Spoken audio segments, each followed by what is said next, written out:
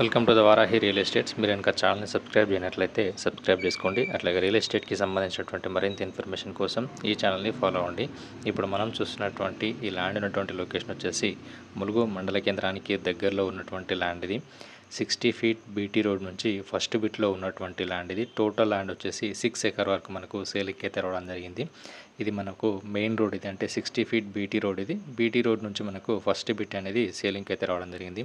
చూడొచ్చు మనం ఇక్కడ కడిల్ వేసి ఫెన్సింగ్ ఏదైతే కనిపిస్తుందో ఇది టోటల్ ఏరియా వచ్చేసి 6 ఎకర్ వరకు మనకు ల్యాండ్ అయితే ఉండడం జరుగుతుంది.